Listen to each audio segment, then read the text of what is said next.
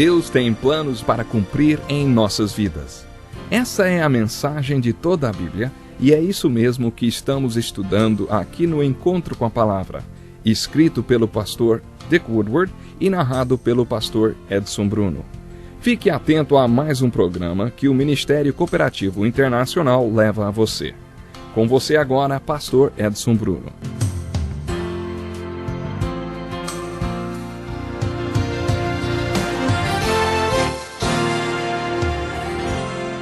Seja bem-vindo para mais um Encontro com a Palavra. Esse programa é parte de um estudo de toda a Bíblia que já nos trouxe ao livro de Atos no Novo Testamento. Nesse estudo do livro de Atos, entramos em contato com o autor de metade do Novo Testamento, o apóstolo Paulo. Paulo devia ser uma pessoa muito interessante. O governador Félix e sua mulher Drusila ficaram fascinados com o que ele falou em sua própria defesa no tribunal. Félix e sua esposa ficaram tão impressionados que o governador o chamou para uma audiência particular e o ouviu sobre a fé em Cristo Jesus. Quando Paulo começou a falar a respeito da justiça, do domínio próprio e do julgamento que está por vir, Félix tremeu e disse: "Basta por enquanto. Pode sair. Quando achar conveniente, mandarei chamá-lo de novo." Isso quer dizer que quando Paulo começou a pregar, o Espírito Santo começou a trabalhar no seu coração, convencendo-o da verdade.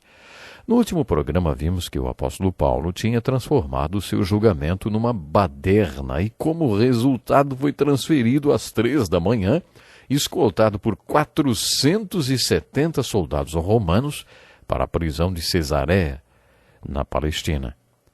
Lá ele deveria ser julgado pelo governador Félix. Félix ficou tão impressionado com a palavra de Paulo que convidou para uma reunião privada com ele e sua mulher Drusila.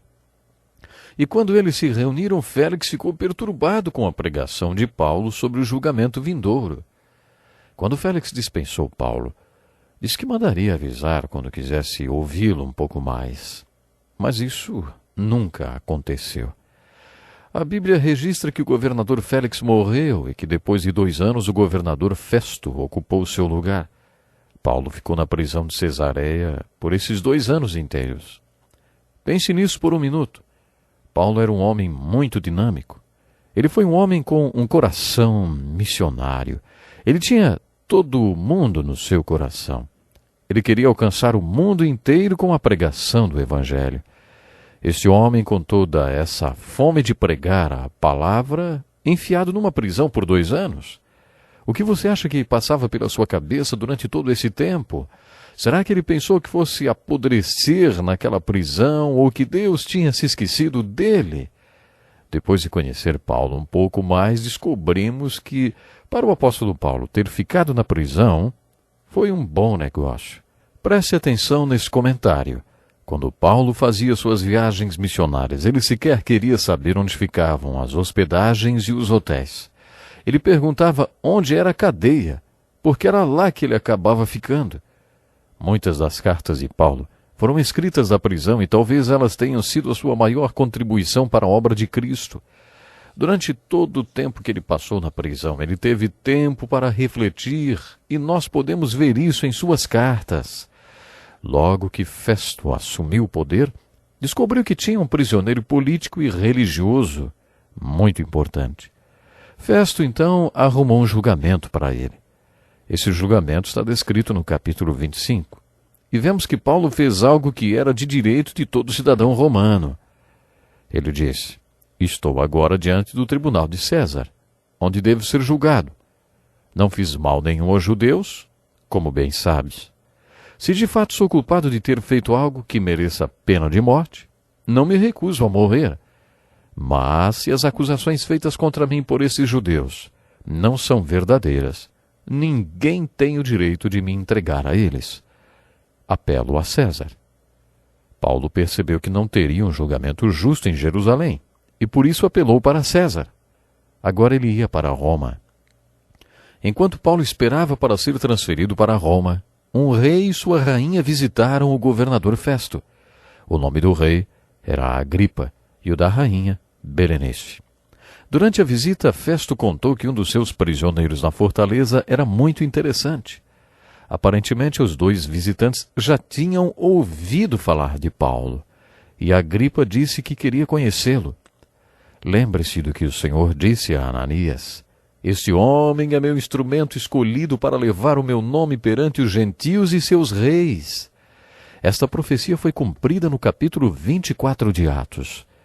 Paulo foi levado diante de Agripa e Berenice e teve oportunidade de pregar para eles. No início do capítulo 26, lemos que Agripa disse a Paulo: você tem permissão de falar em sua defesa. A seguir, Paulo fez sinal com a mão e começou a falar em sua defesa. A partir daí, Paulo fez um tremendo sermão. Qual foi o conteúdo de sua mensagem? A mesma história dele com Deus, o seu testemunho. Estava indo para a Síria para prender cristãos para que fossem mortos. Ao meio-dia uma luz brilhou e me derrubou e ouvi uma voz: Saulo, Saulo, por que você está me perseguindo? E eu respondi: quem és tu, Senhor? E ele disse: sou Jesus a quem você está perseguindo. E Paulo contou como conheceu Jesus ressurreto na estrada de Damasco e como se converteu. Quando Paulo já estava terminando o seu sermão, o governador gritou: você está louco, Paulo! As muitas letras o estão levando à loucura! Não é interessante notar que Jesus foi acusado da mesma coisa? Todos nós temos um centro na nossa vida, ao redor do qual nossas vidas giram. Para muitas pessoas esse centro é o próprio eu, o seu ego. São pessoas egoístas. Quando Festo acusou Paulo de louco, ele usou a palavra excêntrico em grego, que quer dizer fora do centro, o que significava que a vida de Paulo estava centrada em um núcleo diferente do da maioria. E isso era verdade. Paulo era um excêntrico. Ele realmente tinha outro centro na sua vida, e esse centro era o Cristo ressurreto, que ele tinha conhecido na estrada de Damasco.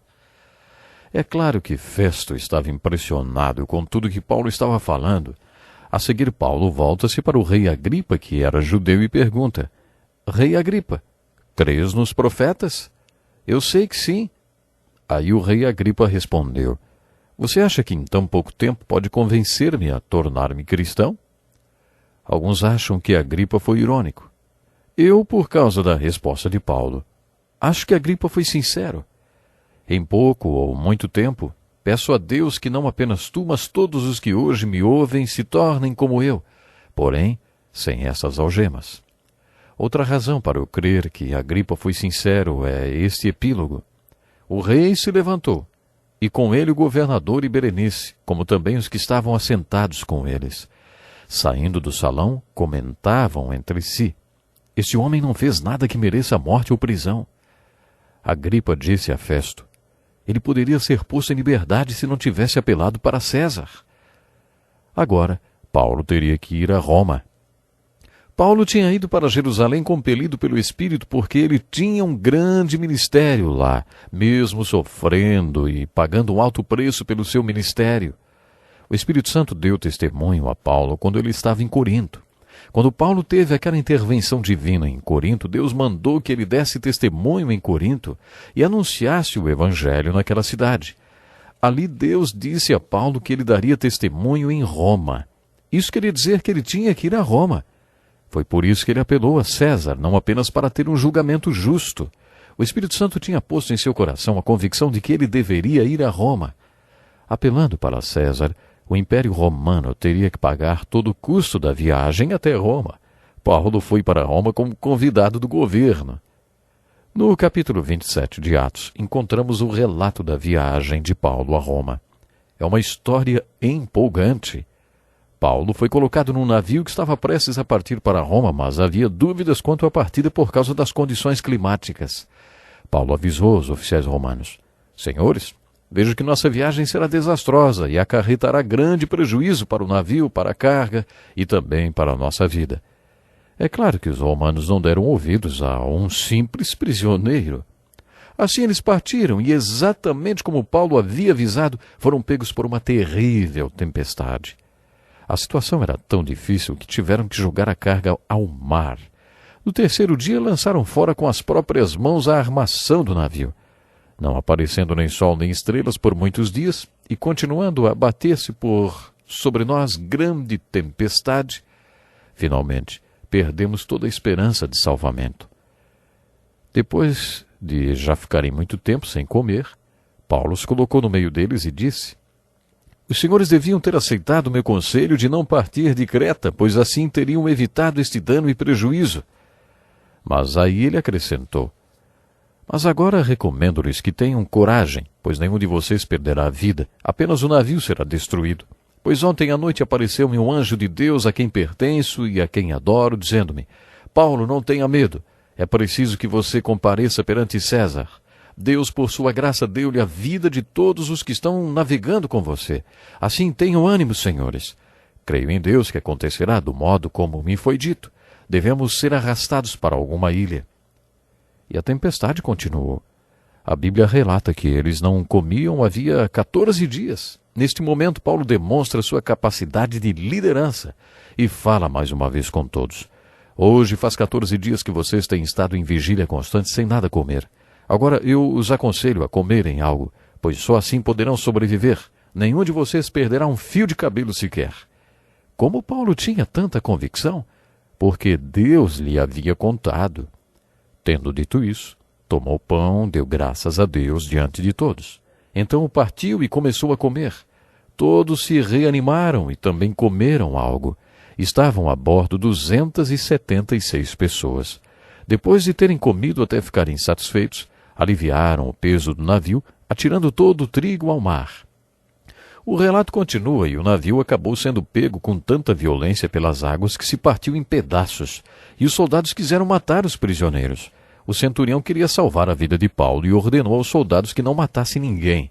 Então eles nadaram ou boiaram em tábuas até a praia de uma ilha chamada Malta. Foi um milagre eles terem chegado em terra. Quando todos estavam pegando madeiras para fazer fogo, uma víbora picou a mão de Paulo e ele a atirou longe. Os que viram o que aconteceu pensaram que mais um prisioneiro havia recebido o castigo que merecia. Mas Paulo não morreu por causa da picada, nem sua mão ficou inchada. As pessoas começaram a dizer que ele era um deus. Você já está se familiarizando um pouco mais com Paulo, não está? Esse homem que conhecemos melhor com o estudo da segunda metade de Atos foi o autor das cartas que estudaremos a seguir. Tenho que encerrar agora o nosso programa, mas gostaria de saber se você é como o rei Agripa que disse: você quase me convenceu. Se você é, não adie sua decisão para amanhã. Não podemos garantir como será o nosso amanhã. Pense nisso e até o próximo programa. Que lição importantíssima. Obrigado, pastor Edson Bruno. Prezado ouvinte, coloque em prática o que você ouviu aqui. Sem dúvida, sua vida será grandemente abençoada. Este é um estudo escrito pelo Dr. Dick Woodward, na voz do pastor Edson Bruno. Escreva-nos e solicite o material. Nosso endereço é Encontro com a Palavra, Caixa Postal 2011, CEP 89201-970, Joinville, Santa Catarina. Até o nosso próximo encontro com a Palavra.